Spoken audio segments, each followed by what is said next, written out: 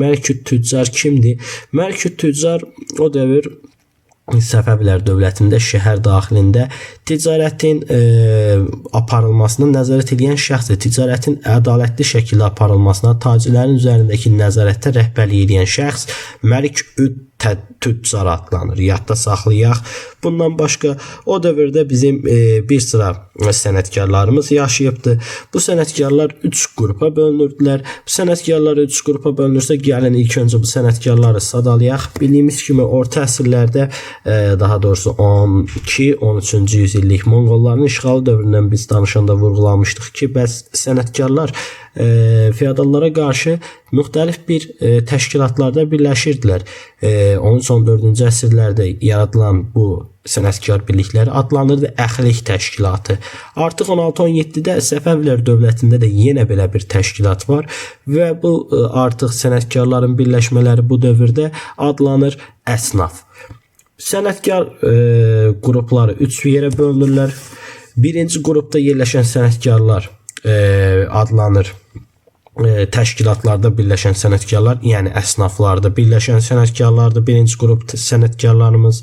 İkinci qrup sənətkarlarımız isə əsasən müstəqil fəaliyyət göstərənlərdir, yəni tək başına fəaliyyət göstərir bunlar. Üçüncü qrup sənətkarlarımız isə əsasən belə deyək feodal mülkündə işləyirdi. Feodala həmçinin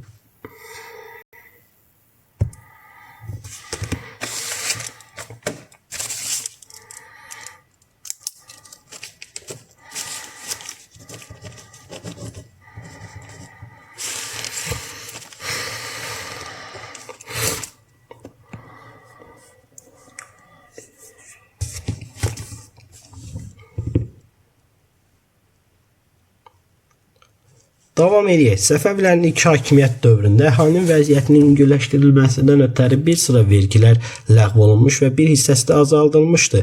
Belə ki, malcəhətin belə ölçüsü 1/6, məhsulun 1/6-nə qədər azaldılmışdı. Hətta Şah 1-ci Abbas, Böyük Abbas, yəni bir sıra şəhərləri vergilərdən azad eləmişdi.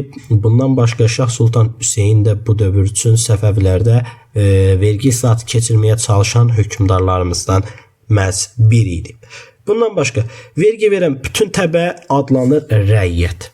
Nə qədər ki vergi verən var, hamısı nə adlanır? Rəiyyət adlanır. Kəndlinin, yəni rəiyyətin gördüyü məcburi iş qarşılığında pul almadığı iş adlanır mükəlləfiyyət və yaxud biyar. Ümumiyyətlə Səfəvilərin ilk dövründə əhalinin həyatını yüngülləşdirməkdən ötəri bir sıra vergilər azaldılmış və ölkənin iqtisadi dayaqlarını möhkəmləndirməkdən ötəri bəzi vergilər tamamilə ləğv olunmuşdu. Hətta malcəhətin miqdarı 1/6-ə qədər azaldılmışdı. Şah Abbas vergi sahəsində özbaşınalıqlara son qoymaqdan ötəri islahatlar həyata keçirmiş, bəzi şəhərləri vergilərdən azad eləmişdir ümumilikdə. Ümumiyyətlə Şah Sultan Hüseyn özü də vergi islahatı keçirməyə çalışmışdır. Bundan başqa biz danışa bilərik, bütün vergi verən cəmaət ümumilikdə adlandırır rəiyyət. Rəiyyətin məcburi gördüyü iş isə adlanır mükəlləfiyyət və yaxud biyar. Biyar odur ki, sən gedirsən, işləyirsən və bunun qarşılığında heç bir şey əldə eləmirsən. Bu sadəcə olaraq sənin məcburi gördüyün işdir. Ümumilikdə baxaq, o dövrdə kənd cəmaəti neçə qrupa bölünürdü?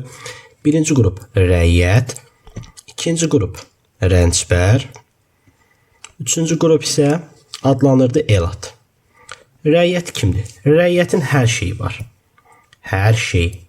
Rəiyyətin öz təsərrüfatı var, özünün əkib becərməkdən ötəri torpağı var. Bundan başqa rəiyyət özü əldə etdiyi məhsulun böyük bir hissəsinin sahibidir. Rəncbər isə nədir? Rəncbərin heç bir şeyi yoxdur. Rəncbər torpağı da yoxdur, nə də ki bir iş heyvanı olsun, hər hansısa bir əmək aləti olsun, heç bir şey yoxdur. Sadəcə olaraq bu nədir? Günlük işçidir. Gedir kiminsə rəiyyətin, hər hansısa bir rəiyyətin yanına deyir, məsəl üçün mənə bir iş ver, bugün işləyim. Ona əsasən də günə muzd əldə edir. Rəncbər nədir? Rəncbər nə əmək aləti var, nə torpağı var, heç bir şey yoxdur. Sadəcə işləyir. Elat. Elat isə artıq ağ qoyunu, qara qoyunundan da biz bilirik. Elatlar köçəri maldarlıqla məşğul olan şəxslərdir. Orduya çox vaxt çağırılırlar və orada iştirak elədiklərinə görə çox az vergi ödəyirlər və bəzən elə olur ki, heç ümumiyyətlə vergi ödəmirlər. Bundan başqa danışaq Səfəvi dövlətinin idarə etməsi barədə. Səfəvi dövlət dövründə feodal zümrələri neçə qrupdan ibarət idi? Bu da 3 qrupdur. Birinci qrupa aiddir kimlər? Birinci qrupa aiddir, biz deyək ki, dövlət əyanları. Dövlət əyanları nədir? Dövlət əyanları və yaxud adlanır hərbi əyanlar. Bunlar əsasən dövlət işlərində və hərbi işlərində əsasən işləyirlər və əsasən qızılbaş tayfalarından seçilirlər. Deməli, birinci, ən yuxarı dayananlar kimdir? Hərbi və yaxud dövlət əyanları. Bunlar nə iş görürlər? Bunlar əsasən qızılbaş tayfalarındandır və əsasən hərbi vəzifələr tuturlar dövlətdə. İkinci isə ali ruhanilər. Ruhanilər nə işə baxır? Ruhanilər əsasən Səfəvilər dövlət teokratik dövlət demişik, düzdürmü? Yəni dini qaydalarla idarə olunur. Buna görə də ali ruhanilər o dövrdə Səfəvi dövlətində çox önəmli vəzifələr tuturdular və onlara rəhbərlik edən şəxslər sədr adlanırdı. Üçüncüsü isə biz danışası olsaq burada vurğulamalıyıq. Mülki əyanlar. Mülki əyanlar adi adamlardır. Yəni gündəlik deyəndə ki, şəhər başçıları, şəhər hakimləri, mülki vəzifələr, bu vəzifələrdə işləyən əyanlar mülki əyanlar. Deməli, feodallar 3 qrupa bölündü. Hərbi əyanlar 1 əsasən qızılbaşlardan seçildi. 2 ali ruhanilər, bunlar Səfəvi dövlətində çox mühüm mövqeyə malik idilər. Başçıları sədr idi. Üçüncü vəzifə isə adlandı mülki əyanlar. Bunlar mülki işlərdə əsasən iştirak edirlər və başqa da bir şey, əlavə bir şey deyə bilmərik bu haqda. Belə, davam edək, baxaq bu dövr üçün Azərbaycan şəhərləri haqqında danışaq. Azərbaycan şəhərləri haqqında məlumat verəndə biz burada vurğulamalıyıq əsas nələri? Ümumiyyətlə, Azərbaycan şəhərləri nəyə görə çox inkişaf eləmişdir? Səfəvi dövlətində Azərbaycan şəhərlərinin önəmi nədən ibarət idi? Səfəvi dövlətində əsasən Azərbaycanın yerləşdiyi şəhərlər çox strateji mövqedə yerləşirdi. Belə ki, onlar ticarət yollarının üzərində yerləşir və ticarət yolunun üzərində yerləşməsi ilə birlikdə onlar çox sürətli şəkildə böyüyür və böyük ticarət mərkəzlərinə çevrilirdilər. Lakin Səfəv Osmanlı müharibələri zamanı Azərbaycan şəhərlərdə dağıntılara məruz qalmış və böyük itkilər vermişdilər. Lakin 1639 Qəsr-Şirin müqaviləsinin imzalanması və Səfəv Osmanlı arasında 100 ilə qədər müharibə baş verməməsi Azərbaycan şəhərlərinin inkişaf etməsi üçün şərait yaratmışdır. Gəlin danışaq Azərbaycan şəhərlərinin bəziləri haqqında. Ərdəbil şəhəri. Ərdəbil şəhəri Səfəvilərin dini mərkəzidir. Həmişə yadda saxlayın. Çünki burada məhz şeyxlərin, Şeyx Səfiyyəddin İsaq olsun, Şeyx Cüneyd olsun, digərlərinin hamısının demək olar qəbri buradadır və bura dini mərkəzdir. Digər tərəfdən Təbriz şəhəri. Təbriz şəhəri Səfəvi dövlətinin ikinci ən böyük şəhəri və bundan başqa 1555-ə qədər paytaxt mərkəzi şəhər olmuşdur. Buranı idarə edən şəxs, yəni Təbriz şəhərinin başçısı ordunun baş komandanı vəzifəsini icra edirdi. Hətta Həsən Paşanın dövründən inşa edilmiş Qeysəriyyə, dünyanın ən böyük örtülü bazarı elə məhz Təbrizdə yerləşirdi və bildiyimiz kimi 1555 Sufyan döyüşündə Osmanlılar Təbrizi tutarkən Mustafa Lələ Paşa buranın yağmalanması haqqında fərman vermiş və Qeysəriyyə bazarı dağıdılmışdır. Lakin Qəsr-Şirin sülh müqaviləsindən sonra Təbrizdə yenidən bərpa işləri görülmüş və şəhər öz əvvəlki qüdrətini bərpa eləmişdir. Ancaq paytaxtın Təbrizdən Qəzvinə köçürülməsi Təbriz şəhərinin iqtisadiyyatına ağır zərbə vurmuşdur. Bunu da yadda saxlayaq. Deməli, Səfəvlərin ikinci ən böyük şəhəridir. Təbriz şəhəri bundan başqa şəhəri idarə edən Səfəv ordusunun baş komandanıdır. Qeysəriyyə bazarı buradaydı. Sufyan döyüşündən sonra dağıdılsa da yenidən bərpa olunmuş. Təbrizin öz iqtisadi əhəmiyyətini itirməsinə əsas səbəb paytaxtın Təbrizdən 1555-də Qəzvinə köçürülməsi olmuşdu. Bunu da yadda saxlayaq. Davam edək. Ərəş şəhəri hal-hazırda Azərbaycan şimal bölgəsində Şəki-Şamaxı bölgəsinə yaxın bir bölgədə yerləşirdi. O dövr üçün bu gün yoxdur. Və Ərəş şəhəri barədə ingilis tacirləri məlumat verirdilər ki, Qafqazın əsas ipəkçilik bölgəsi məhz bura idi. Yadda saxlayaq, Ərəş haqqında nədir? Qafqazın ən iri ipəkçilik mərkəzi bu şəhərdir. Davam edirik. Şamaxı Şirvan bəylərbəyliyin əsas siyasi iqtisadi mərkəzi və paytaxtı olmuşdur. Şirvanşahlar dövlətinin axırıncı paytaxtı Bakı idi, ancaq Şirvan bəylərbəyliyin mərkəzi hara olub? Şamaxı, diqqətli olaq burada. Və Şamaxı şəhəri öz ipək ticarəti ilə, yüksək keyfiyyətli ipək ilə dünyaya tanıtmışdı özünü. Davam. Beyləqan və Gəncə. Beyləqanla Gəncəni bir vurulayaq, çünki biz bilirik erkən orta əsrlərdə, daha doğrusu 11-ci əsr götürək, Səlcuqlar dövründə Beyləqanla Gəncə nə olmuş? Səlcuq canişinliyinin mərkəzi olmuş. Lakin Beyləqan sonrakı dövrlərdə Monqol işğallarından sonra bir daha özünü toparlayıb özünə gələ bilməmişdir. Beyləqandan fərqli olaraq Gəncə isə Monqolların yürüşündən sonra bildiyimiz kimi 1239-da bərpa olunmuş və yenə də xristianlıqla İslam dünyası arasında yeganə qala kimi mühüm rol oynamış Gəncə şəhəri barədə danışılanda həmişə bu xüsusiyyəti vurğulayın. Əsas həm ipəkçilik, həm Çinində silah istehsalı ilə tanınırdı. Cənubi Qafqazda Gəncə şəhəri ticarət yollarının kəsişində yerləşirdi, kəsişməsində və bu da şəhərin inkişaf etməsinə mühüm təsir göstərirdi. Bildik, Gəncə şəhərdə Səlcuqların canişinliyi olub, silah mərkəzi olub, silah düzəldiblər burada, ticarət yollarının üzərində yerləşib, strateji bir qalaydı, çünki xristianlıqla İslam dininin arasında yerləşən bir şəhərdir, sərhəd qaladır. Bundan başqa bizim o dövrdə bir tarixçimiz var, indidən vurğulayaq, Oruc bəy Bayat. O İspaniya səfərə gedən zaman məhz Gəncə şəhərinin tarixi barədə orada 50 mindən çox əhalinin yaşaması barədə qeydlər götürmüşdür, məlumat bildirmişdir öz kitabında. Davam edək, biz burada danışaq Dərbənd Bakıdan. Dərbənd şəhəri 15-ci əsrə qədər əsas liman idi. Ancaq bilirik, artıq 15-ci əsrdən sonra əsas liman Bakı olur. Dərbənd kətan istehsalı ilə tanınır. Bakı isə əsasən zəfəran, neft məhsulları kimi digər şeylərlə əsasən tanınırdı. Davam elədik, Naxçıvan şəhəri barədə bir də məlumat verək burada yekun olaraq. Naxçıvan şəhəri isə bildiyimiz kimi Səfəv və Osmanlı müharibələri zamanı əsas dağıntılara məruz qalmış. Buranın əhalisi İpək yolunun üzərində yerləşir, ticarətlə məşğul olurdu. Bu şəhərin əhalisi Şah Abbasın böyük sürgün siyasəti zamanı Naxçıvan şəhərinin əhalisi ölkənin içərilərinə köçürülmüş və hətta Sultan Süleymanın Naxçıvan şəhərini 1554-də yandırması Naxçıvanın iqtisadiyyatına daha da bir zərbə vurmuşdur.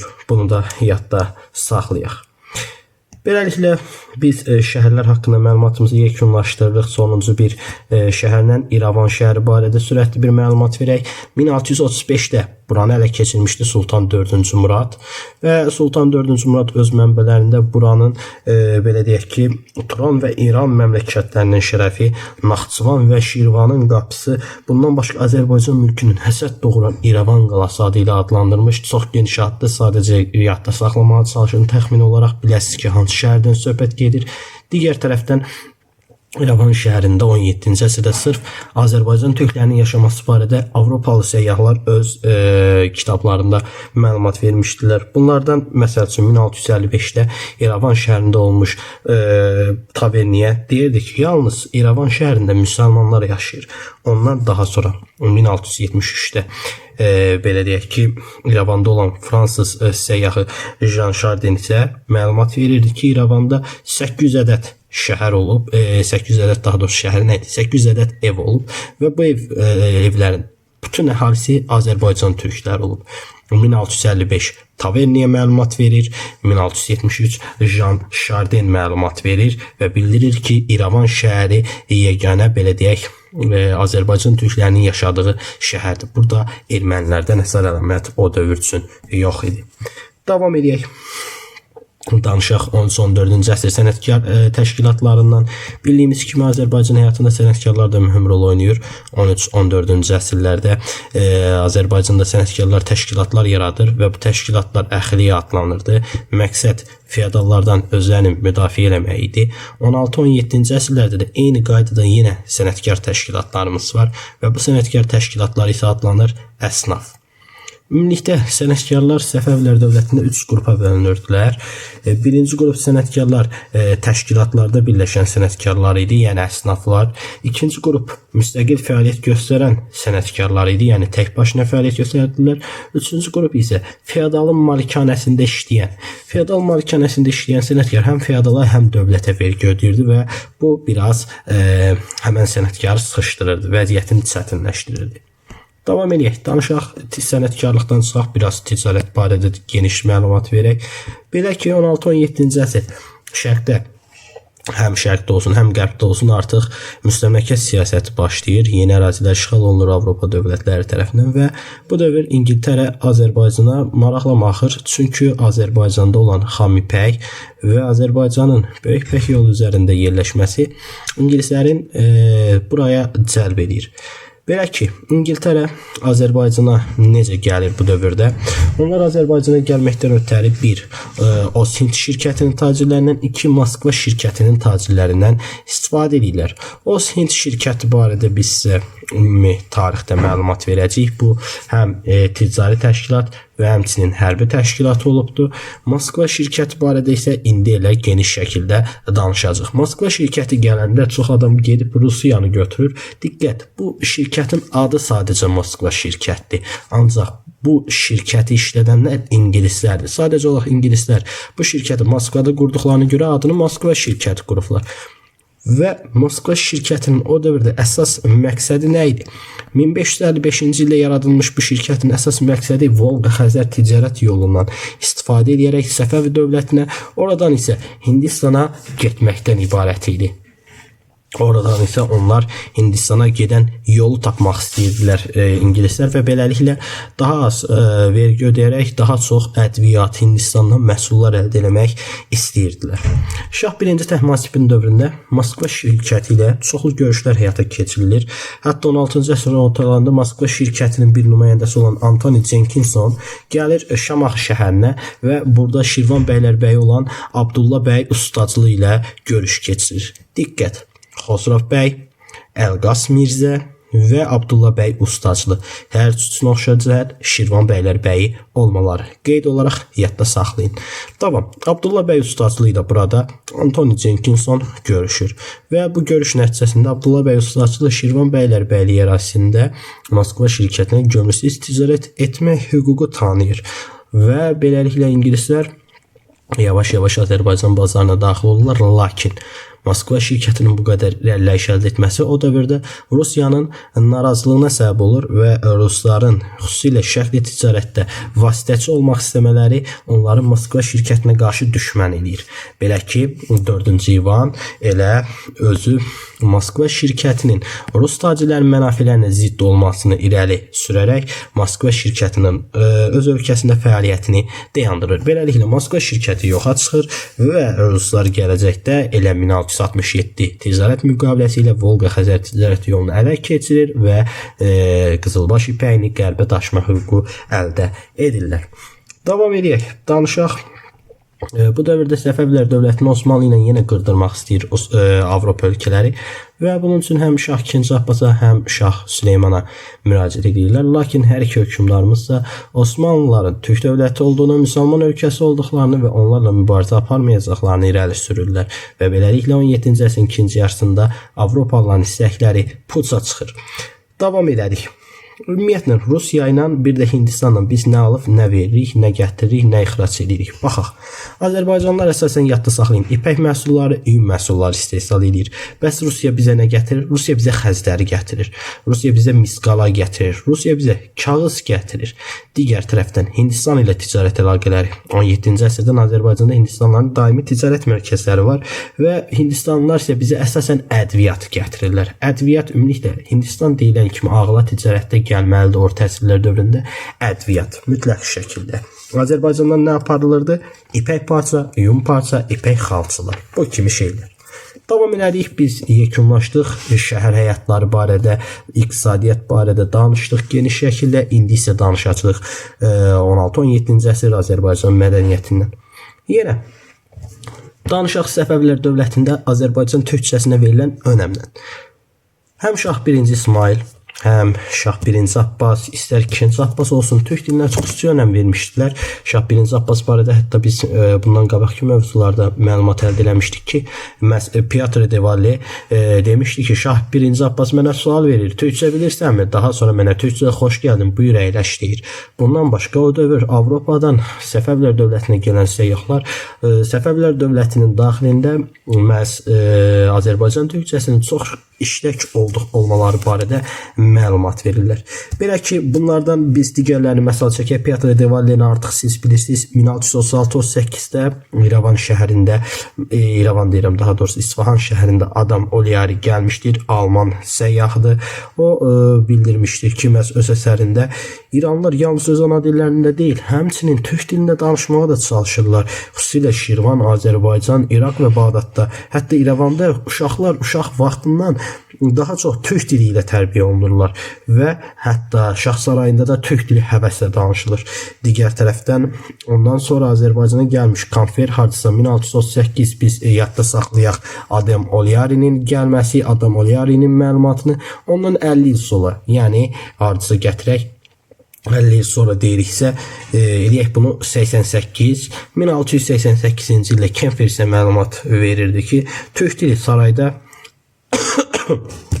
üzr istəyirəm, yüksək rütbəli saray məmurlarından tutmuş bütün mötəbər şəxslərin evlərinə qədər yayılmış və o qədər bir vəziyyətə gəlib çatmışdır ki, hətta kim şahın hörmətini qazanmaq istəyirsə, mütləq şəkildə türk dilində danışırdı və türk dili bütün şərq dillərindən ən asandıdır deyə vurğulayır Kemfer öz əsərində. Beləliklə, deməli, Adam Oliari nə dedi? Adam Oliari dedi ki, uşaqlar İrəvanda, Bağdadda, Azərbaycanda, xüsusilə Şah sarayında türkçə danışırlar, həvəslə danışırlar türkçədən. Həmçinin İrəvan şəhərində olsun, Azərbaycanın öz şəhərlərində türk dilində uşaqlar tərbiyə edilir deyə məlumat verdi Adam Oliari. Bu 1638-ci ildə baş verdi. Ondan 50 il sonra Azərbaycana gəlmiş olan Kemfer isə vurğuladı ki, kim şahın hörmətini qazanmaq istəyirsə, açar söz, kim şahın hörmətini qazanmaq istəyirsə, mütləq şəkildə türk dilini bilməli və saraydan tutmuş mötəbər şəxslərin evinə qədər türk dili möhkəm, ən çox işlənən dil və Kemfer vurğulayırdı ki, ən əsas türk dili şərq dilləri içərisində ən asan dildir. Davam edək. Dil barədə bu qədər geniş məlumat verdik bəsimizdir. Biz danışaq 16-17-ci əsrlərin mədəniyyət xadimlərindən. Belə ki, Məhəmməd Hüseyn Təbrizi barədə birinci məlumat verək. Onun haqqında biz yadda saxlamalıyıq. Bürhani Qati əsəri. Bürhani Qati əsəri nədir? Lüğətdir. Belə ki, Səfəv Osmanlı müharibələri zamanı Azərbaycan işğal olunanda söhbət 1578-90-cı il müharibəsindən gedir. Məhəmməd Hüseyn Təbrizi Hindistana köçür və burada özünün məşhur əsəri olan Bürhani Qati lüğətini yazıb yaradır. Daha sonra ikinci bir alimimiz Yusif Qarabaği barədə danışaq. Yusif Qarabaği isə Azərbaycan işğal olunandan sonra Buxara, Səmərqəndə gedib Mərkəzi Asiyada fəaliyyət göstərmişdir bir müəllim kimi və onun yazdığı əsərlər Buxara və Səmərqənd mədrəsələrində çox şəkildə tədris olunmuş və sevilmişdir. Bundan başqa Qiyasəddin Mənsur, buna diqqət yetirək. Qiyasəddin Mənsurla Nəsrəddin Tusinin biz oxşarlığını vurğulamalıyıq. Belə ki, Marağa Rəsədxanası yadımızda 1259-da başlayır, tikintisi 1271-də başa çatır. Nəsrəddin Tusinin adı ilə bağlıdır. Qiyasəddin Mənsur isə Şah İsmail Marağa Rəsədxanasının bərpa olunmasını istəyir. Astronomiya Şah İsmail böyük dəyər verir və bunun üçün də Qiyasəddin Marağını görevləndirərək onu Marağa Rəsədxanasının bərpası üçün seçmişdir. Deməli, Qiyasəddin Mənsur və Nəsrəddin Tusi. Hər ikisi Marağa Rəsədxanasında fəaliyyət göstərib, yadda saxlayaq oxşar cəhət. Hər ikisi də astronomdur. Davam. Mirzə Məhəmməd Şirvani. Bu Fazil Fəridin Şirvani, həmçinin Nəsrəddin Tusi ilə oxşar cəhətlər təşkil edir. Belə ki, bu dövrdə Mirzə Məhəmməd Şirvani də fəlsəfə ilə əsasən məşğul olubdur. Bundan başqa astronomiya, riyaziyyat, yəni bu kimi fənləri tədris eləmişdir. Kəmaləddin Behzad. Kəmaləddin Behzad rəssamdır və diqqət, Şah 1-ci İsmail Təbrizdə 1522-ci ildə bir kitabxana açır və bu kitabxananın rəhbəri olaraq da məhz Kəmaləddin Behzadı saray kitabxanasının rəisi təyin edir. Bunu da yadda saxladıq. Davam elədik. Baxaq biz bu dövrdə rəssamlarımızdan digərlərindən Sultan Məhəmməd miniatür rəssamımızdır. Əsərləri müxtəlif ölkələrdə, Ermitaj muzeyində olsun, Sankt-Peterburqda, Victoria və Albert muzeyi olsun, İngiltərədə, Almaniyada Leipzig şəhərində, müxtəlif bölgələrdə belə deyək ki, nümayiş etdirilmişdir. Sultan Məhəmməd miniatür M belə şəkildə yadda saxlamağa çalışın. Sadıq bəy Əfşar. Sadıq bəy Əfşar isə dövrünün belə deyək ki, naturalist rəssamı olubdu. Təbiət şəkilləri çəkməklə məşğul olubdu. Hafiz Lələ isə dövrünün məşhur xanəndəsidir. Gələk bizə ən əsası lazım olan mədəniyyət xadimlərimizdən tarixçilərimizə. Birinci, Həsən bəy Rumlu. Həsən bəy Rumlu kimdir? Həsən bəy Rumlu Şah 1-ci Təhmasibin tarixçisi olub. Şah 1-ci Təhmasibin və onun yazdığı məşhur bir əsər Əs-Sənət Təvarix. Tarixlərin ən yaxşı əsərdir. 12 cildli əsərdir. Sonuncu cildi gəlib bugünkü gündə bizə çatıbdır. Şah 1-ci Təhmasibin, 2-ci İsmailin və s. hakimiyyət dövründə geniş şəkildə bizə məlumat verir bu Əs-Sənət Təvarix əsəri. İkinci tarixçi Oruc bəy Bayat. Oruc bəy Bayat haqqında bayaq məlumat verdik. Gəncə şəhərində 50 min insanın yaşaması barədə məlumat vermişdir. Bundan başqa İspaniya Səfəvilər dövləti tərəfindən göndərilən bir elçidir və Səfəv dövləti haqqında öz xatirələrində geniş bir əsər toplayıb hazırlanmışdır. İskəndər bəy Münşi. İskəndər bəy Münşinə diqqət. Burada Münşi sözü var. Münşi sözü divan katibidir. Yəni dövlət aparatında yazı ilə məşğul olan şəxsi, hökmdar fərmanlarını filan məhz bu şəxs tərtib edir. İskəndər bəy hansı vəzifəni daşıyıb? Münşi vəzifəsini daşıyıbdır. Divan katibi olubdur. Şah 1-ci Abbasın tarixçisi olubdur İskəndər bəy. Onun ən məşhur əsəri Tarix Aləm Arai Abbasi olmuşdur. Şah Abbas, yəni Şah 1-ci Abbasın tarixçisidir İskəndər bəy Münşi və Tarix Aləmi Arai Abbasi, yəni dünyanı bəzəyən Abbasın tarixi adlı əsərin müəllifi İskəndər bəy Münşidir və burada Şah Abbasın dövrü barədə çox geniş məlumat verir. Adından da göründüyü kimi. Məhəmməd Tahir Vahid. Məhəmməd Tahir Vahid kimdir? O isə Şah 2-ci Abbasın həm vəziri, həm tarixçisi olub. Tarixi Vahid elə öz adından götürüb Tarixi Vahid adlı əsər yazıbdır. Digər adı Abbasnamədir və bu günə qədər tam şəkildə gəlib çatıb. Səfəv dövləti tarixi barədə qiymətli mənbədir bu. Danışaq məktəblərdən. 16-17-ci əsrlər. İbtidai məktəb əsasən belə deyək ki, mollaxanalarda təhsil olunur. Yəni molla məşğul olur, ibtidai təhsildən yazmağı öyrədir. Digər tərəfdən orta təhsil, ali təhsil isə siz artıq o dövrdə mədrəsədə ala bilərdiniz. Bundan başqa mədrəsədə sadəcə dini bilikləri yox, həmçinin dünyəvi elmlər, fəlsəfə, astronomiya, riyaziyyat, coğrafiya, tarix kimi fənlər də tədris olunur. Məktəbi, yəni daha doğrusu mədrəsəni bitirən şəxsə şəhadətnamə verilirdi və tədrisi təşkil edənlər əsasən axundlar və mollalar olurdu ki, onlara da belə deyək ki, tədrisi aparan zaman, yəni təlimlə məşğul olan zaman onlar özləri yuxarı siniflərdən olan belə deyək şagirdlərdən də özlərinə bir köməkçi təyin edirdilər və bundan başqa bu dövr axund və mollalar müəllim olaraq müdərris adlandırılırdılar. Yəni mədrəsələrdə, mollaxanalarda müəllim nə adlandırılır? Müdərris kimlərdən seçilir? Axund mollalardan. Köməkçilər kimlərdən seçilir? Böyük sinif uşaqlarından. Bunu da yadda saxladıq, keçdik. Davam edək, nə haqda danışaq? Azərbaycanın memarlıq abidələri. Bunu buradan kitabdan da çəkdim. Burada sadəcə olaraq siz nə etməlisiniz? Bunlar konkret olaraq artıq əzbər olmalıdır. 16-cı əsrin memarlıq abidələri. Şeyx Səfi məqbərəsi, Şeyx Cüneyd məqbərəsi 1544 hardadır? Qusarda. Şeyx Səfi hardadır? Ərdəbildə. Şeyx Heydərin məqbərəsi Meşkin şəhər, Bakının şərq darvazaları deyilən kimi bilməlisən 1586-89 16-cı əsr məbəddir. Əlincə çay üzərində körpü. Əlincə qalası 9-cu əsr idi. Körpüsü nə zamandır? 16-cı əsrdir. 17-ci əsr abidələri. Suraxanda Ateşgah bu Hindlilər tərəfindən inşa olunubdur. Bunu da vurğulayaq. Şah Abbas məscidi 1-ci Abbas tərəfindən inşa olunub. 1606-7 Gəncdə yerləşir. Nardaran məscidi 1663, Təbrizdə Şibli karvansarası, Şamaxıda Sərkər Əbdüləzmin tikdirdiyi Kəlaxana məqbərələri, Nardarandan eyni il diqqət 1663, İçəri şəhərdə Hind tacirlərinə məxsus Multan karvansarası, Ordubadda örtülü bazar. Baxın, Təbrizlə oxşar cəhət. Təbrizdə örtülü bazar tikilib 15-ci əsr Uzun Həsənin dövründə. Ordubadda örtülü bazar nə zaman tikilib? 17-ci əsrdə. Laçında Sarı Aşıq məqbərəsi. Bu Laçındakı Sarı Aşıq məqbərəsi isə 1993-cü ildə çox heyf olsun ki, erməni vandalizminə məruz qalmış, ermənilər tərəfindən məhv olaraq dağıdılmışdır bu tarixi abidəmiz. Davam edək, baxaq bu dövr barədə başqa nə məlumat verə bilərik, düşünək. Üzr istəyirəm. Belə ki, bir də mətbə barədə məlumat verək. Mətbə nədir? Mətbə kitab məmulatlarının çıxarıldığı, çap olunduğu yer, bugünkü kserkslər. O dövrdə mətbəəni ilk dəfə Səfəvilər dövlətindən, yəni Azərbaycana gətirmək istəyən Şah II Abbas olur. Lakin o bunu gətirməyi bacara bilmir. Bunun isə iki əsas səbəbi var. Birincisi, yetəri qədər maliyyənin ayrılmaması. Digər tərəfdən Şah II Abbasın ölümü və taxta çıxmış Şah Süleymanın mətbəyi ilə yaxından uzaqdan maraqlanmaması. Bu iki səbəb doğrultusunda Səfəvilər dövlətində mətbəəni gətirmək təşəbbüsü iflasa uğramışdır. Bu dövrdə biz danışaq Şeyx Səfi xalçasından. Şeyx Səfi xalçası 1539-cu ildə sifariş edilibdi Şah 1-ci Təhmasib tərəfdən.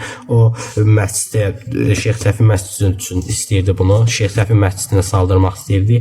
Lakin bu belə deyək ki, bizim xalçamız 1893-cü ildə ingilislər tərəfindən yüksək miqdar verilərək satın alınır və Londonun Victoria və Albert muzeyində hal-hazırda bu gün də saxlanılır.